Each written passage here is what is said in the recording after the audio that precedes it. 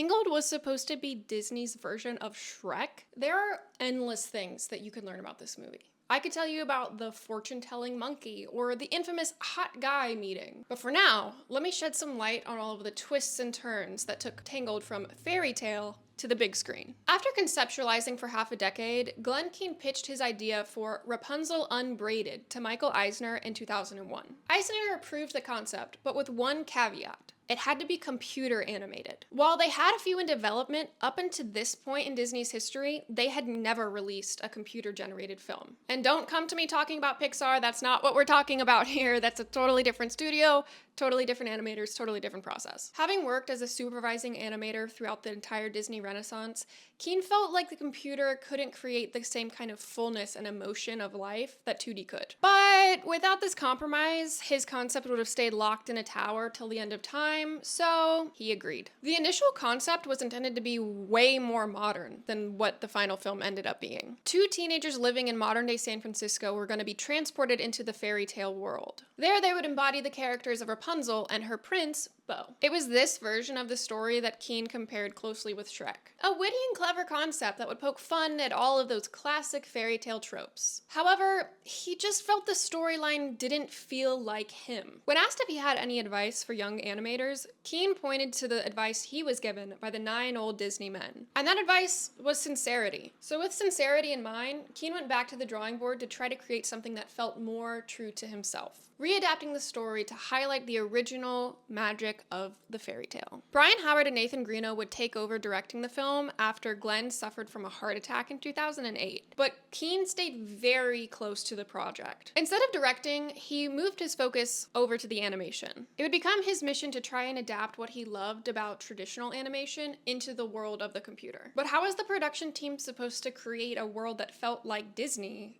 without drawings? I mean, aren't drawings what Disney is kind of built on? In an interview, Keane said, "The computer fights against anything organic and a sensuous kind of feel. Rhythm, expression, tilt, and flexibility. Certain aspects were easier to translate into the digital world, such as the architecture. This was heavily inspired by the real architecture you could find in Fantasyland. The team was also heavily inspired by previous Disney films, such as Cinderella, Sleeping Beauty, Pinocchio. The list goes on. Using the previously conceptualized shape language, colors, and scale of past Disney movies, the appeal of Tangled would be in its coziness and familiarity. It was crucial that this film still read as a Disney movie, regardless of the means of production. Early concepts for the tower were dark and menacing, but the developers knew Rapunzel would be way too smart a girl to stick around somewhere like that, and that Gothel was way too cunning to think that she would. Rapunzel's prison cell was supposed to be the most charming Airbnb in France, somewhere that you would want to stay. The tower needed to be full of life, documenting the 18 years Rapunzel had spent there. Other aspects were not so easy to translate into the digital realm. The characters themselves posed a very unique challenge for animators. They would present Keane with their work, but he would always critique its stiffness. One quote, "You guys work so hard just to come up with something that looks bad," was so infamous that they displayed it on the wall of their office. There was a lot of back and forth between Keane and the CGI team on how to turn these drawings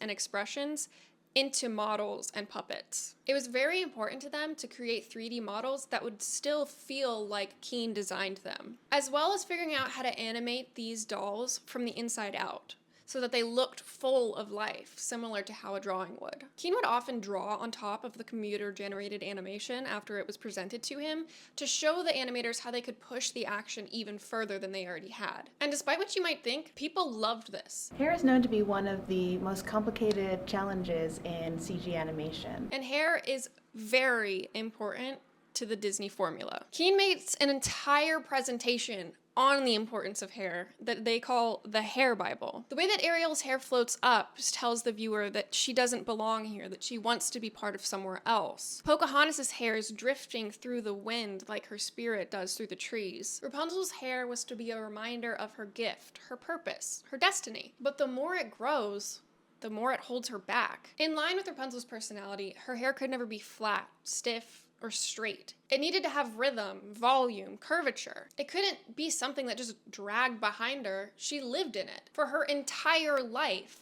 she needed to touch it, play with it, use it, express with it. The hair needed to be a character in its own right. With over 140 1,000 individual hairs, 70 feet in length, and approximately weighing 60 to 80 pounds. Designing Rapunzel's hair was going to be an exhaustive journey. You don't need to be an animator to know that animating hair is hard, specifically in 3D. And some of the hardest scenes to perfect were actually the simplest. Just the act of her touching her hair, or the way that gravity falls, or the way that it splits when it meets your shoulder, were all things that had to be considered. The human head has approximately 100,000 individual hairs, but if you look closely, you'll kind of notice that it tends to group together. When you're drawing, it's a lot easier to fake this effect. Unlike the drawings we were making as 5-year-olds, animators don't tend to draw individual hairs. Instead, they opt for creating sections and blobs that move and react as if they were real hair. Translating this into the 3D world, they decided to simplify by, instead of 140,000 hairs to animate, they would just animate 147.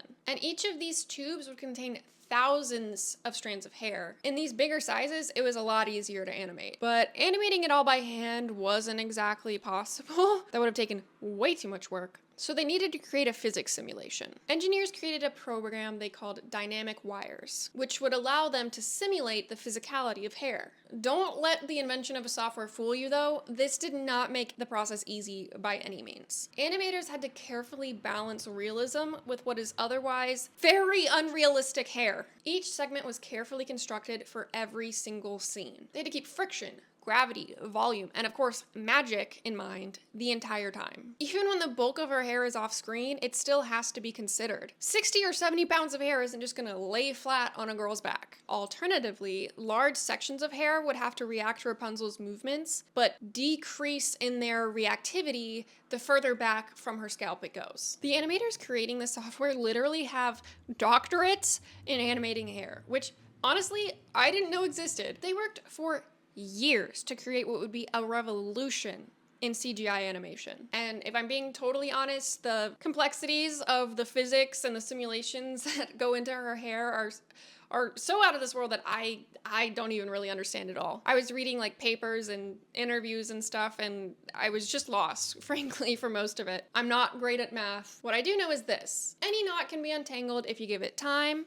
patience, and some creativity. When Glenkin started working on this story, the idea of animating her hair like this was impossible. In 2026, it's pretty much the standard. The film went through numerous twists and Tangled, but what remained consistent was this: the attention to detail, emphasis on magic, and maybe most importantly of all, the sincerity from every artist involved. Woo! I had so much fun making this video. I give 3D animation a lot of bad rap because I think it's been overused lately, but I do think it's worth pointing out the absolute incredible technical innovation that came because of Tangled. We kind of take 3D for granted now. People like to assume that it's easier to do, it's cheaper, and both of those things aren't true. For a long time, it was the thing to conquer, the next horizon to explore. And Tangled is a huge part of why it looked so good now. If you look at movies before Tangled came out, like think Bolt, Meet the Robinsons, I mean, you can even look at Shrek, different studio, but hair is all so stiff. Like, hardly ever is it interacted with, touched, moved, flowing. It's all very plastic looking, whereas Rapunzel's hair looks real and soft and amazing, frankly. I could talk about animation all day, every day, so please let me know if there's any other movies that you'd like me to cover. They don't have to be exclusive to Disney, although Disney does have a lot of them, so